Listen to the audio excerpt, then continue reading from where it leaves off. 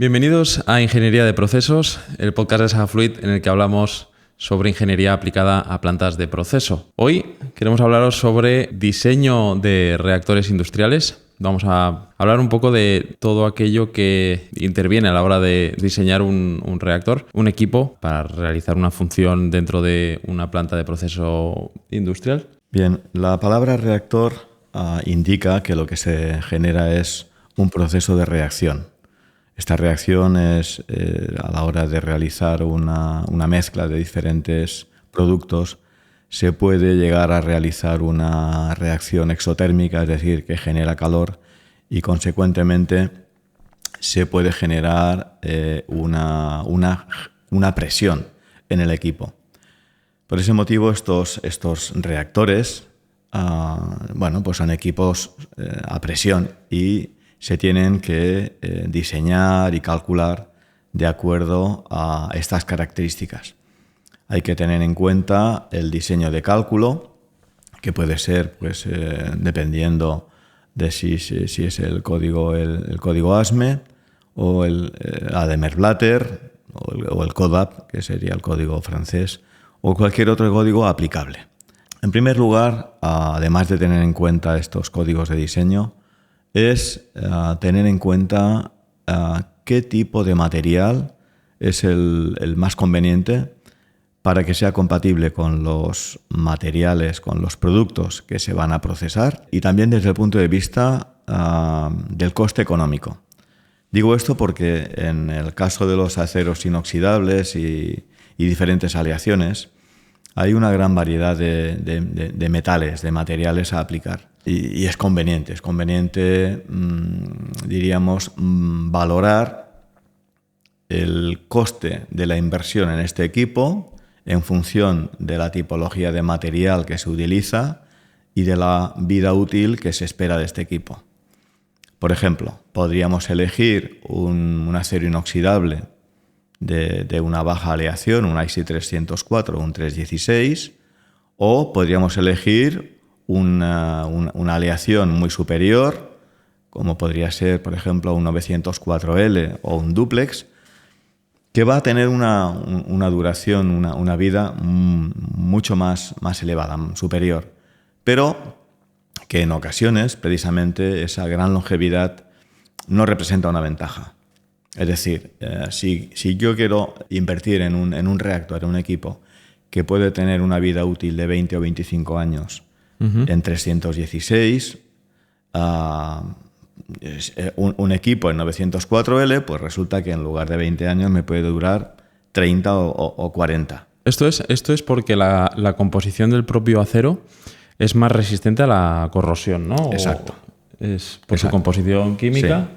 Son aceros mucho de altas aleaciones que contienen componentes como el níquel, molibdeno, cromo, etcétera, en superior porcentaje que un acero diríamos más común, que sería el IC 304 o el IC 316, y consecuentemente son mucho más resistentes a nivel mecánico y a nivel de corrosión. Pero también son mucho más caros. Por ese motivo conviene también tener en cuenta esos parámetros. Una vez elegido la tipología del material, el código de diseño y siempre teniendo en cuenta las condiciones de presión o vacío, la temperatura de proceso que se espera trabajar, etcétera, esto nos va a determinar el realizar el cálculo del equipo a presión. Bien, en un equipo a presión, lo normal es que tengamos la tapa y el fondo inferior pueden ser bombeados. Hay distintas clases de fondos bombeados, pueden ser tipo Klöpper o tipo Corbogen, que son los llamados fondos decimales o torisféricos. Y son fondos que por sus características geométricas pues son muy resistentes a la presión. Para este cálculo de este equipo a presión también se tiene que considerar si, en función del material elegido, es conveniente considerar también un margen, un sobreespesor de corrosión, para tenerlo en cuenta a la hora de realizar el cálculo. Bien, estos equipos que se calculan con estas condiciones de diseño, lo que nos van a permitir calcular es el espesor del cuerpo, la denominada virola, el espesor de los fondos y la interferencia de las posibles aberturas que tendríamos aquí por bocas de hombre o por grandes conexiones que tuviéramos en la zona superior, bien para el montaje de un agitador o porque tuviéramos aquí necesidad de incluir algunas conexiones para salidas de gases o conexión a una columna o conexión a alguna otra entrada de gran tamaño. Estas conexiones, claro, debilitan el fondo superior y consecuentemente hay que tener en cuenta, en el cálculo ya se tiene en cuenta esto porque son orificios que hacemos en el fondo que de alguna manera lo están debilitando. Para lo cual luego hay que tener en cuenta los espesores de los cuellos de chapa, de posibles refuerzos, etc. Bien, en este tipo de reactores lo normal es que se disponga de sistemas de calentamiento o refrigeración, dependiendo, como los denominados camisas de media caña. Bien, esta media caña lo que va a permitir es generar un circuito. Podría haber media caña en el fondo inferior también. Aquí tendríamos la válvula de salida. Y lo que nos va a permitir es generar un circuito de circulación forzada para calentar, bien sea con vapor, aceite térmico, agua caliente, o en el caso de refrigerar, pues con agua fría que vendría alimentada desde un sistema de refrigeración. Estos equipos, puesto que vamos a tener aquí sistemas de calentamiento, van a estar debidamente aislados para evitar riesgo frente al uso por las personas y para además conseguir optimizar el rendimiento energético del equipo. Por consecuencia, los sistemas de agitación, que dependiendo de si están centrados o descentrados, del tipo de palas, etcétera, pueden requerir también incluso la colocación de lo que denominamos rompecorrientes, ¿vale? Todo esto, bien, ahí no voy a entrar demasiado ahora en temas técnicos, pero bueno, suficientemente para que se entienda que... Sí, el tema de agitación es... Sí, porque da para varios podcasts, muchos más. La agitación es muy compleja, influye aquí pues el proceso que queremos hacer, si es una mezcla simplemente, si es una dispersión, si es una emulsión... si es mantenimiento... Si vamos a mezclar sólidos con líquidos, y hay que tener una agitación muy enérgica. Si además pretendemos agitar al máximo el volumen, tanto porque puede haber productos que lo requieran, y que requieran, por ejemplo, tener aquí un sistema con una semiáncora inferior para llegar hasta la parte hasta más baja. Sí, imaginemos que quisiéramos dosificar aquí unos líquidos y mezclar sólidos. Si no tuviéramos agitación en la parte inferior, esos sólidos que pueden precipitar fácilmente se quedarían obstruirían, se quedarían aquí, no se mezclarían bien, no se disolverían, podrían llegar a obstruir la zona de la salida. En este caso he dibujado aquí así muy esquemáticamente una válvula de fondo cuba, pero imaginemos que si en lugar de esto fuese, por ejemplo, un tubo de salida como algunos tienen así, con un codo, y aquí tenéis su válvula, toda esta zona de aquí abajo del codo más el tramo de tubo podría llegar a llenarse de producto sólido. Se llenaría completamente y luego no permitiría el vaciado del producto, además de que ese producto no se habría disuelto correctamente. Por lo tanto, todo esto hay que tenerlo en cuenta a la hora de hacer cualquier diseño en cualquier equipo, ¿vale? Estos equipos, como comento, la agitación es clave y hay que tener en cuenta la viscosidad del producto, tanto durante la etapa del proceso, porque puede haber productos que son muy viscosos al principio, pero a medida que se van calentando van favoreciendo la fluidez del producto y disminuye la viscosidad. Y no es lo mismo un producto en el inicio del proceso que al final, en el que puede haber variaciones de la viscosidad en más o en menos, dependiendo del producto resultante. Estos equipos que trabajan a presión, como tales, tienen que contar con sistemas de seguridad. Esta presión que se genera bien por el propio proceso o por la reacción exotérmica, tienen que contar con elementos de seguridad que nos permitan garantizar, o sea, lo que denominamos válvulas de seguridad, que permitan garantizar, perdón que lo he dibujado mal.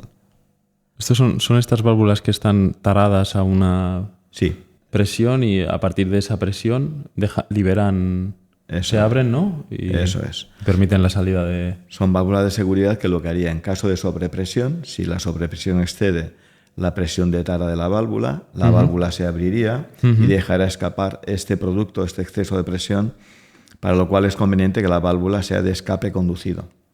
Es decir, que tenga en la salida de la válvula un tramo de tubo que libre las zonas, diríamos, cercanas al reactor, evitando que pueda generar un chorro que puede impactar en alguna persona. Por lo tanto, se dice de escape conducido para dirigirlo normalmente hacia el suelo, hacia una parte baja, hacia una zona segura. Vale. Es como la válvula de una olla express, al final. Sí, solo que en este caso se llaman así de escape conducido y son válvulas que, bueno, pues están taradas a una presión que es la presión de trabajo del equipo y un poquito por encima, unas décimas por encima para garantizar que no se supere. Los equipos a presión normalmente se utilizan coeficientes de seguridad en torno al 50%. Y para ello se tiene en cuenta pues, una serie de características, que es la tensión admisible del material, a una temperatura que es la temperatura de diseño, etcétera. Y a esto pues, se le aplican unos coeficientes de seguridad más las tolerancias de fabricación. ¿Coeficientes de seguridad con referente a qué? O sea, los ¿para códigos, las soldaduras? No. Es el coeficiente de seguridad se aplica por código. No es, bueno, es un poco complejo de explicar esto.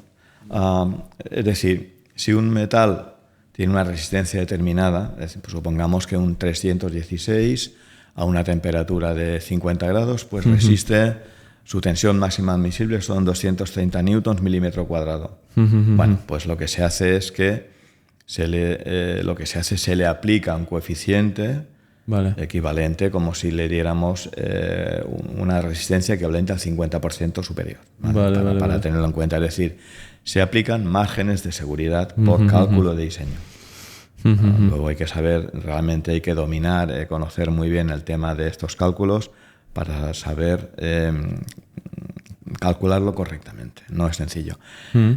Además de esto, hay ciertas partes de los reactores que están sometidas a esfuerzos mecánicos y que no existe un cálculo concreto, específico, y ello nos obliga a trabajar con sistemas de cálculo por elementos finitos, porque no hay unas fórmulas específicas para esto. El sistema de cálculo por elementos finitos lo que hace es que genera las tensiones que se aplican en los materiales, en las zonas concretas, y te permite visualizar, en función de los espesores o refuerzos que se aplican ahí, esas tensiones, cómo se resisten mejor. Por ejemplo, podemos generar tensiones en la brida de conexión del agitador por la propia acción mecánica del agitador. Está generando un par de giro con un agitador que puede llegar a ser muy potente y que tiene una resistencia al giro que es provocada por el propio producto. Y sobre todo cuando además encima hablamos de productos muy viscosos y que pueden variar su viscosidad también durante el proceso de producción. Bueno, pues estas tensiones que se genera ahí, conviene conocerlas, si es posible, o en ocasiones, dependiendo también de si la agitación no es nada especial, pues ya el propio cálculo de diseño ya te da las características de la tipología de bridas que vas a soldar ahí y de las soldaduras. Una pregunta. Siempre que un reactor de este tipo tiene calentamiento o enfriamiento, ¿es necesario agitación? Sí, normalmente sí, claro. Es decir, si pensamos que el calentamiento se genera en la pared del reactor, necesitamos que el calentamiento se homogenice en toda la masa. Es decir, tendríamos calentamiento en todo el producto que está cercano a la pared, pero no en el producto que está en la zona central del reactor. Para ello, ¿qué necesitamos? Generar pues unos flujos. Pero con eso haces que se reparta mucho más, o sea, que al final se caliente más rápido, ¿no? Optimizas ese proceso de calentamiento. Lo que necesitamos es que el producto, sí, se genera que puede haber distintas clases de hélices. Puede haber hélices de doble flujo, hélices de flujo axial, en fin, puede haber distintas clases de hélices que generan unos flujos muy concretos. Con eso tú decides en qué sentido se mueve el producto, ¿no? A qué velocidad y cómo... Bueno, eso es la dinámica de fluidos. Es decir, lo que se pretende con esto es conseguir optimizar el calentamiento que se genera en la pared para que se transmita a toda la masa del producto de la manera más uniforme posible. También cabe la posibilidad, podríamos tener, por ejemplo, un reactor, voy a borrar esto un poco, podríamos tener un reactor que pudiese necesitar tener varios circuitos de calentamiento independientes. Imaginemos un reactor de un cierto volumen en el que queremos hacer lotes de mayor o menor cantidad. Bueno, pues podría ser necesario tener varios circuitos de calentamiento. Este, por ejemplo, que he dibujado, pues serían 3 circuitos, ¿no? Imaginemos que queremos hacer 1/3 de la capacidad del volumen del equipo, o la mitad o la totalidad. Esto es conveniente hacerlo así porque primero porque vamos a malgastar energía calentando aire en la zona superior donde no tenemos producto. Y segundo, porque ese aire caliente puede quemar el producto en la parte superior. Entonces, lo recomendable es que el producto, cuando está el equipo lleno, va a llegar hasta la zona superior del reactor y está calentándose todo uniformemente. Pero si tenemos solo medio reactor lleno, pues no conviene que la camisa de la zona superior caliente también, porque si no se va a calentar muchísimo el aire, y además de que malgastamos energía para calentar este aire, es que el producto es negativo, se va a ver afectado negativamente. Claro, porque un equipo así, yo me lo estoy planteando ahora desde el punto de vista de la inversión, ¿no? ¿Sería más económico hacer un equipo grande y trabajar a mitad que tener 2 equipos independientes más pequeños? Bueno, influyen más factores ahí. A ver, es claro que, diríamos, desde el punto de vista de la inversión, pues el mayor tamaño, la escala productiva, sale más rentable en el coste del equipo por litro o kilo de producto producido. Eso está clarísimo. Pero influyen otros factores, no solamente es este. Puede influir, por ejemplo, que queramos mantener en estos equipos, lo normal es que se trabaja es por batch, o sea, por un lote. Se llena el reactor con las materias primas.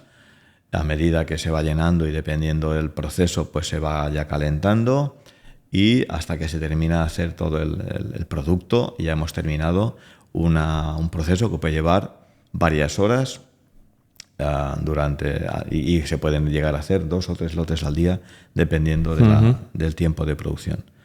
Pero claro, si este reactor lo que queremos es que alimente, por ejemplo, una línea de envasado, y no queremos que la línea pare, lo normal es disponer de más de un reactor. dependería, ahí habría que analizar si conviene tener 2 o 3 reactores. Vale. Para trabajar en continuo, la línea, ¿no? el envasado, o sea, el equipo trabaja por lotes, pero el envasado no para. Porque incluso dependiendo de la tipología del producto que se realice aquí, puede ser necesario limpiar el reactor antes de hacer el siguiente lote. No siempre, pero hay producciones en que se puede requerir, con lo cual podrías encontrarte un reactor que está en fase de llenado, o sea, se está introduciendo la materia prima. Otro reactor está en fase de lavado, se está lavando. Y el tercero sería el reactor que estás llenando el equipo, el envasado, está alimentando el envasado. Entonces, a ver, en cada caso hay que tener muy claro el proceso productivo y determinar pues, qué volumen de reactor, qué espacio disponemos en la planta para ver ese tamaño de reactor, pues cuál es el más apropiado. Es decir, hay que buscar siempre el estudio global desde el punto de vista de las necesidades productivas, capacidad de producción horaria que pretendemos en base a la línea de envasado, porque incluso puede haber una línea o varias de envasado, no lo sé. Imaginemos, puede haber un mismo producto, pero tenemos envasados en formatos distintos. Podríamos tener un envasado en garrafas de 5 litros y otro envasado en contenedores o en bidones, porque cada empresa tiene una tipología de suministro de sus productos en base a sus clientes diferente. Por lo tanto, se tiene que tener en consideración todos estos aspectos. Incluso puedes tener otra fase de almacenamiento, ¿no? De depósitos que simplemente... Sí, bueno, eso ya sería... una vez terminado el tema lote, sería... pasas a una fase de almacenamiento con depósitos pulmón isotérmicos, ¿no? Que mantienen la temperatura en caso de ser necesario o lo que sea. Sí, correcto. Tenemos la posibilidad también de disponer de tanques pulmón, que son los que van a recibir el producto desde el reactor y desde ese tanque pulmón pues ya estaríamos alimentando las distintas líneas de envasado. En paralelo, los reactores pues van fabricando y van alimentando estos pulmones. Todo esto depende de... Sí, depende de cada instalación. Cada instalación requiere un diseño específico. Estos reactores normalmente pues tienen que contar con un cuadro de control en el que la agitación puede disponer de sistemas de regulación de la velocidad con variados de frecuencia. Tienen su programa específico porque pueden fabricar un producto monotipo, es decir, el mismo producto siempre, o pueden ser reactores para múltiples usos, que pueden trabajar con distintas clases de productos. Por ello, en función de la tipología del reactor, pues conviene ver el acabado interior del reactor, si requiere un acabado más o menos sanitario, que disponga de sistemas de limpieza, si en caso de que sea necesario, que disponga de un sistema de control de temperatura con sus sondas de temperatura correspondientes para garantizar que la temperatura es estable y se alcanzan las temperaturas adecuadamente. En fin, tiene que incluir una serie de instrumentos de control, por ejemplo, células de pesada también para controlar la dosificación si se pretende que sea una dosificación automática. En definitiva, los reactores en sí requieren, como otros equipos de proceso, pues disponer de una instrumentación que regula y controla el propio reactor. Los sistemas de agitación de estos reactores pueden requerir también, si son reactores a presión, que lleven cierre mecánico, en ocasiones incluso un doble cierre mecánico, y este cierre mecánico, dependiendo de la presión del reactor, puede requerir también un sistema de presurización y lubricación del cierre, ¿vale? Es decir, que la agitación en sí es un equipo que puede ser ciertamente sofisticado y realmente es el corazón del reactor. Es decir, un reactor con un mal sistema de agitación, un mal diseño, no va a funcionar correctamente, no va a ser el reactor óptimo, y con un buen sistema de agitación, el adecuado, pues va a conseguir que el proceso se realice en el menor tiempo posible, que transmita muy bien la temperatura, que trate bien el producto, ¿no? Que trate el producto adecuadamente. En fin, en definitiva, es la clave, el agitador es la clave en el reactor. al margen de las consideraciones que hemos tratado de los cálculos, de todo esto, y también de que durante la construcción de estos reactores tiene que haber un sistema de control, una trazabilidad muy concreta, pero bueno, eso ya sería objeto de otro podcast, porque eso ya da para mucho para hablar. Bien, pues hasta aquí el episodio de hoy. Esperamos que os haya gustado. Dejadnos vuestra valoración de 5 estrellas en Spotify o en iTunes. Si lo estáis viendo en YouTube, dejadnos un like y compartidlo con aquellas personas que creáis que les pueda ser de interés. Nada más, nos vemos.